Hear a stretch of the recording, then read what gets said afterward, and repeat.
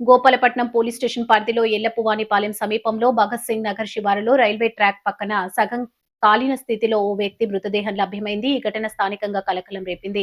సమాచారం అందుకున్న పోలీసులు ఘటనా స్థలానికి చేరుకొని విచారణ చేపట్టారు.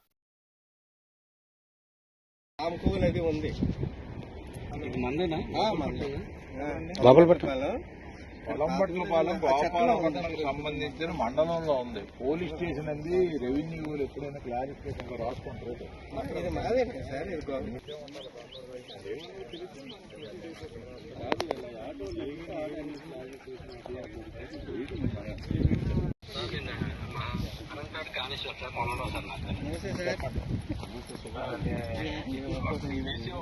ఈరోజు మార్నింగ్ సుమారు 7 నుంచి 8 మధ్య ప్రాంతంలో భగత్ సింగ్ నగర్ చెందినటువంటి విఆర్ఓ గారు కాల్ చేసి ఒక అన్ఐడెంటిఫైడ్ డెడ్ బాడీ ఇక్కడ భగత్ సింగ్ నగర్ రైల్వే ట్రాక్ దాటిన తర్వాత సగం గాయాలతో కాలు ఉందని చెప్పి రిపోర్ట్ ఇవ్వడం జరిగింది.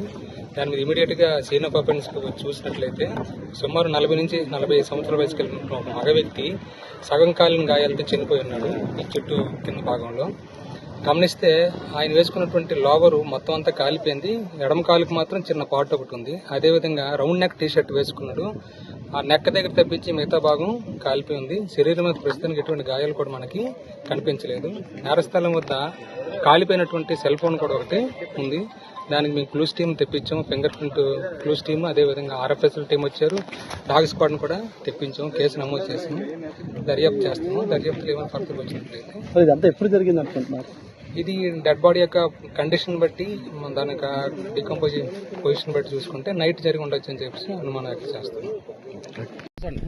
నా పేరు సుబ్బారావు అండి. నేను 465 విఆర్ఓ అండి. అయితే 466 దాని ఇన్ఛార్జి నేను. అయితే ఇక్కడ తెలియని ఒక ఆయన, సార్ విఆర్ఓ సార్ మీ ఏరియాలో ఎలా సగం కాలిన శ్రమ ఒకటి ఉన్నది అని నాకు సమాచారం ఇచ్చినంటే నేను తక్షణమే వచ్చి ఏరియాని అంతా చూడటం జరిగింది.